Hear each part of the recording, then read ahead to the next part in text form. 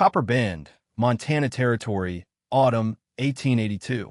When 24-year-old Clara Dunmore collapsed at the hitching post after fleeing 300 miles from the man her father had sold her to, she expected to die in the mud of a town that didn't know her name.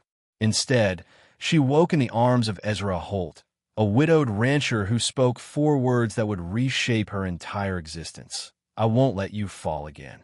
What began as a stranger's mercy would become a testament to how broken people can build something whole.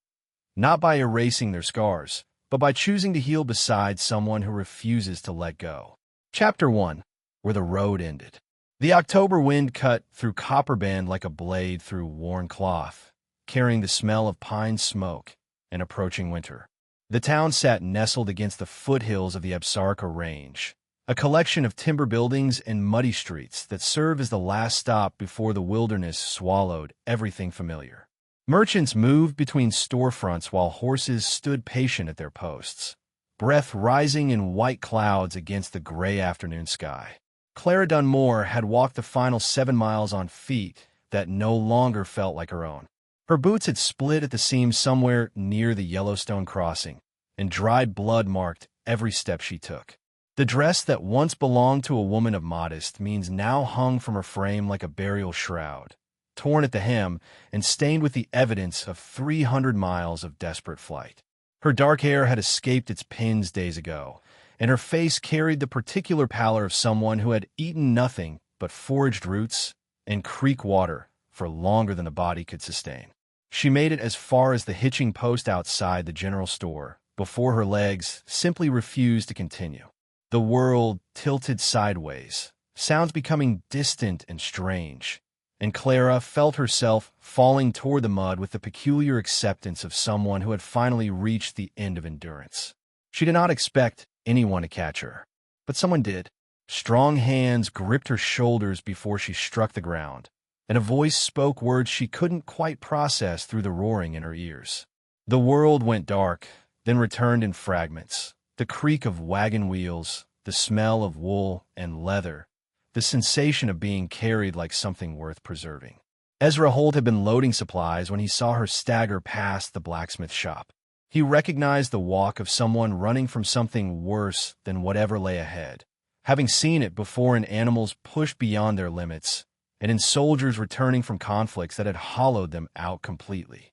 When she crumpled, he moved without conscious decision, crossing the distance in 4 long strides, and catching her before the fall could add injury to whatever suffering she already carried. The townspeople gathered with the particular curiosity that strangers always provoked in small communities.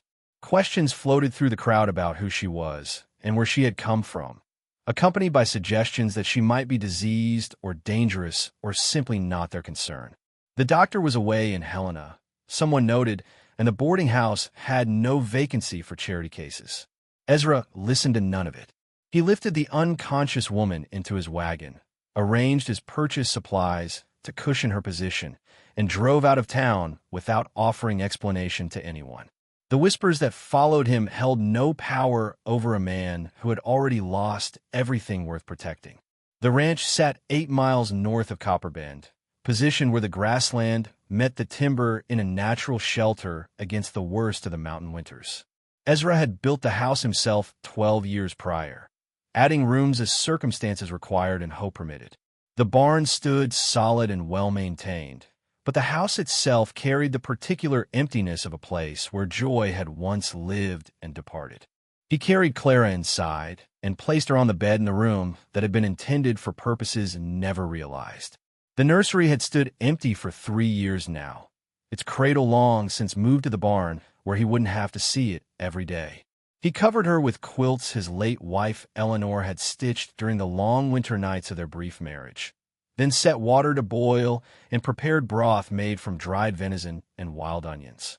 Clara woke near midnight, disoriented and immediately defensive.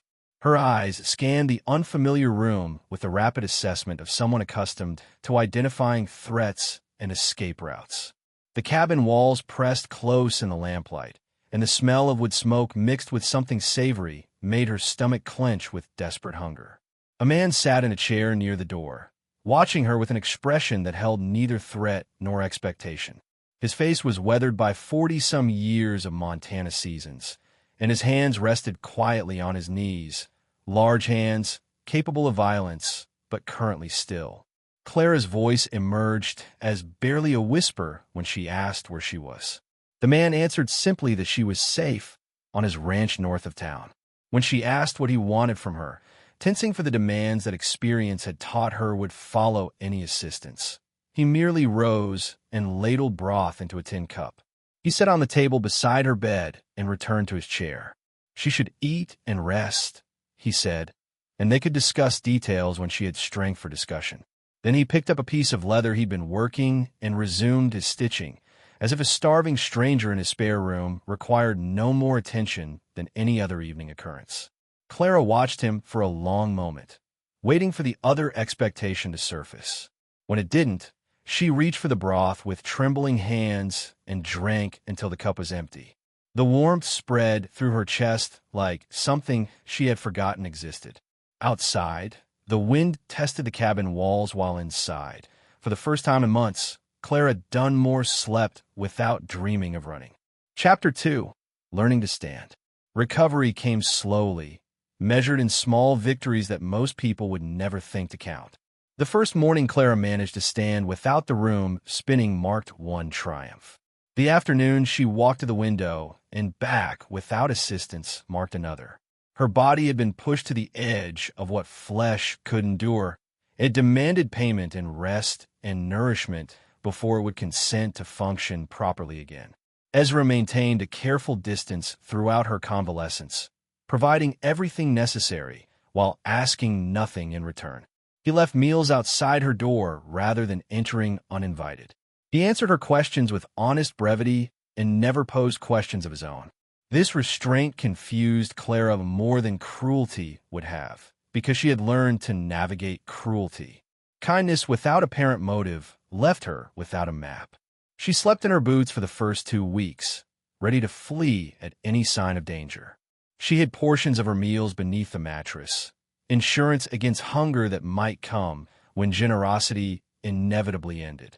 These behaviors were not conscious choices, but rather the instincts of survival that had kept her alive across 300 miles of hostile territory. Ezra noticed the hidden food when he changed her bedding, but said nothing, simply leaving larger portions at her door. The story of how Clara came to be running emerged in fragments over the following weeks. Her father had accumulated gambling debts that exceeded any possibility of repayment, and when creditors threatened violence, he had found another solution. Silas Crenshaw was a wealthy rancher from Wyoming Territory, a man of 60 years who had buried 2 wives and sought a third with the same consideration one might give to purchasing livestock. The transaction had been conducted with legal formality that made Clara's stomach turn even in recollection. Papers were signed, money changed hands, and she was transported to Crenshaw's ranch as property rather than person. The months that followed taught her things about human cruelty she had never imagined, lessons written on her body in bruises and on her spirit in scars less visible but equally permanent. She escaped during a week when Crenshaw traveled to Cheyenne on business, taking nothing but the clothes she wore and the determination to die free rather than live as a possession. The journey north had nearly killed her several times over, but death on the open prairie seemed preferable to the existence she fled. Ezra listened to her account without interruption or visible judgment. When she finished, he simply nodded and spoke of supper, asking if she preferred beans or salt pork. The absence of pity in his response felt like respect, and Clara found herself grateful for it in ways she couldn't articulate. His own history revealed itself through observation and the occasional comment from visitors. A neighbor named Harriet who brought preserves mentioned Eleanor's passing during conversation, speaking of the fever that had taken her and the baby both during a brutal January 3 years prior. Ezra had been in town fetching the doctor when it happened, arriving home to find his wife already gone and his child never having drawn breath at all. The nursery's empty cradle explained itself, as did the single plate at the table and the particular quality of silence that filled the house. Ezra had continued living not because he wanted to, but because the ranch required tending and the animals depended on his care. Purpose had sustained him when hope could not. Clara began helping with small tasks as her strength returned, driven partly by restlessness and partly by the need to contribute something to the household that sheltered her. She mended clothing that had gone neglected, scrubbed floors that had accumulated bachelor dust, and organized a kitchen that had fallen into chaos. The curtains in the main room caught her attention one afternoon. Delicate fabric embroidered with wildflowers, now faded and torn from years of sun and neglect. She recognized the careful stitching as a woman's work, understood these had belonged to Eleanor, and spent 3 days repairing them with thread salvaged from worn-out shirts. When Ezra returned from the fields that evening and saw the restored curtains hanging in the window, he stood motionless for a long moment. Clara watched from the kitchen doorway, suddenly uncertain whether she had overstepped some boundary, touched something too sacred for a stranger's hands. But when he turned, his face held the first genuine smile she had witnessed since her arrival, small and brief, but unmistakably real. His thanks carried weight beyond the simple word, and Clara felt something shift in her chest, some wall developing its first crack. Chapter 3. The Storm That Followed. 6 weeks of fragile peace shattered on a morning that had begun like any other. Clara was feeding the chickens when she noticed dust rising on the southern road, too much dust for a single rider or a neighbor's wagon. She shaded her eyes against the autumn sun and counted 4 horses approaching at a pace that spoke of purpose rather than casual travel. The men who rode into the yard wore the particular arrogance of authority backed by wealth. Their horses were well-bred and their clothes unmarked by honest labor, and the leader among them carried himself with the assumption that his desires would be accommodated without question. Clara recognized the brand on their horses before she recognized anything else, and her blood turned to ice water in her veins. Crenshaw had sent them. After all these weeks of borrowed safety, her past had finally caught up with the present. She retreated to the house with her heart pounding against her ribs, watching through the window as Ezra emerged from the barn to meet the visitors. The conversation that followed was too distant to hear clearly, but the body language told its own story. The lead rider gestured with authority, while Ezra stood with arms crossed and feet planted, a man who would not be moved from ground he had chosen to defend. The voices eventually rose enough for fragments to reach her ears. The rider spoke of legal documents and rightful property, of a wife who had abandoned her lawful husband and the consequences that awaited those who harbored runaway women. They referenced sheriffs and courts and the substantial resources of a man who did not accept being defied. Ezra's response came quieter but carried further, perhaps because conviction needs no volume. She was not property, he stated with the certainty of someone speaking obvious truth. No paper could make a person into a possession, and Montana Territory was not Wyoming. They were welcome to fetch whatever law they wished, but until that law stood on his porch with legitimate cause, they would remain on their side of his fence. The confrontation stretched for nearly an hour, threats escalating and retreating like waves against a stubborn shore. Ezra never raised his voice and never shifted his position, meeting every intimidation with the immovable patience of a man who had already survived the worst life could offer. Eventually, the riders departed with promises to return, their horses carrying them south in a cloud of dust and frustrated fury. Clara waited until they disappeared beyond the ridge before emerging from the house. Her hands trembled as she approached Ezra, and words of gratitude tangled with words of apology in her throat. She told him she had to leave, that she had brought danger to his door and couldn't allow him to suffer for her escape. Ezra listened without interrupting, then asked simply where she intended to go. When she couldn't answer, having no destination and no resources and no plan beyond running, he nodded as if this confirmed what he already knew. That night, Clara packed her few possessions and crept toward the barn where Ezra's horse stood saddled and ready for morning chores. She would take nothing that wasn't freely given, but the horse would be necessary for any chance of outrunning what pursued her. Better to be a horse thief than to bring destruction upon the only person who had shown her genuine kindness. She had one foot in the stirrup when his voice emerged from the darkness, quiet and unsurprised. He had expected her to run, he admitted. People who had survived what she survived learned to run as reflex, the same way animals learn to flee from fire. But running only worked when there was somewhere safe to run toward. Clara's vision blurred with tears she had forbidden herself for months. She argued that staying would only bring him trouble, that Crenshaw had money and influence and the particular vindictiveness of a man whose pride had been wounded. Ezra would lose everything, his ranch, his freedom, possibly his life, all for a woman he barely knew. His response came with the weight of absolute conviction. He repeated the words he had spoken when he first caught her falling. He would not let her fall again, and that meant standing beside her rather than watching her disappear into darkness alone. Clara's carefully constructed walls finally crumbled completely. She wept against his shoulder while he held her steady, offering no false promises about easy victories, but offering something more valuable: the commitment to face whatever came as two people rather than one. Chapter 4: Roots in Rocky Ground. The legal battle that followed required resources Ezra could barely afford and patience that tested both their limits. He rode to Helena 3 times over the following months, seeking attorneys willing to challenge the documents Crenshaw wielded as weapons. Most lawyers declined immediately upon hearing the opponent's name, unwilling to risk their practices against a man known for destroying those who crossed him. The fourth attorney Ezra consulted was a young man named Thomas Ashworth, recently arrived from Boston with idealistic notions about justice that hadn't yet been beaten out of him by frontier pragmatism. He examined the papers Clara's father had signed and found what more experienced eyes had overlooked. The transaction had occurred in Wyoming territory, but Clara had never been a resident there. Her father had no legal authority to contract away her person, and the document itself failed to meet even Wyoming's minimal requirements for validity. The case never reached a courtroom.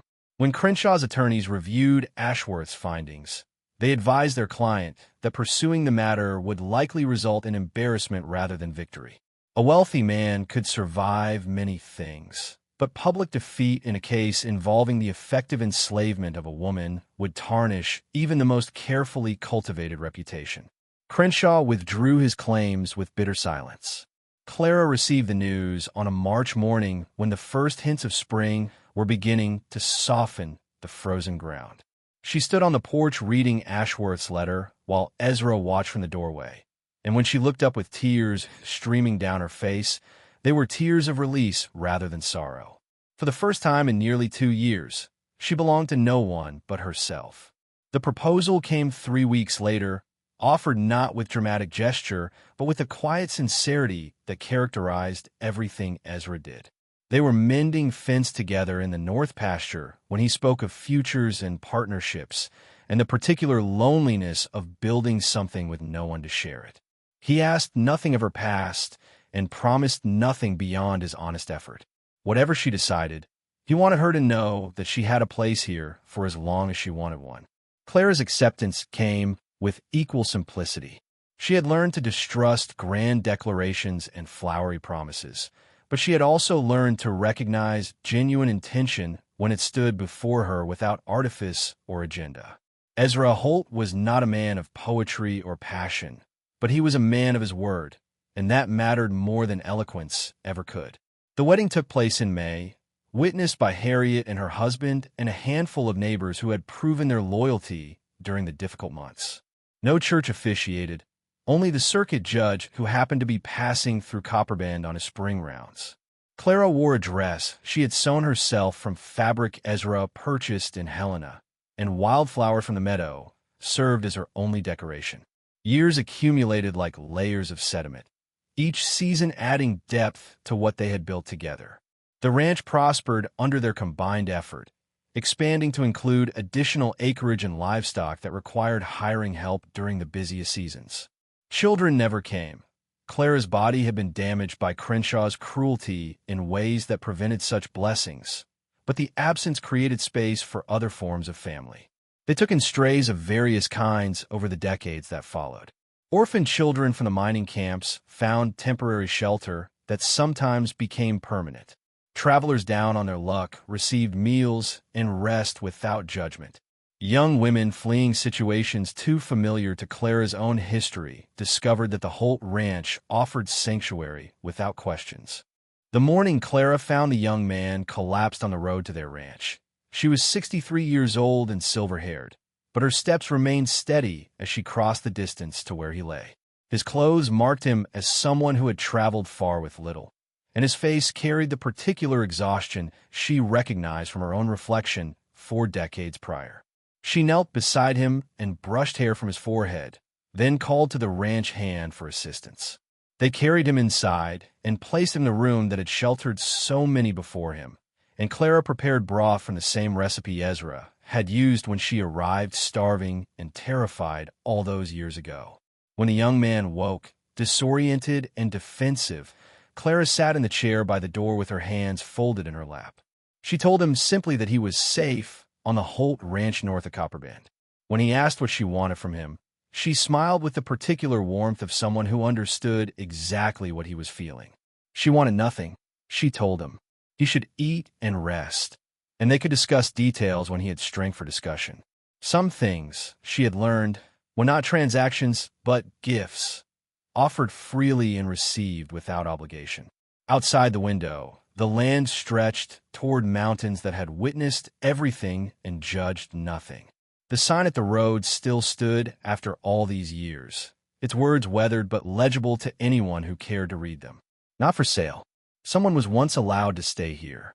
That is enough. And it was. It always had been. What started as the worst day of Clara's life became the beginning of everything worth having. If this story of finding strength through compassion touched your heart, hit that subscribe button and let me know in the comments which moment moved you most. Thanks for listening, and I'll see you in the next story.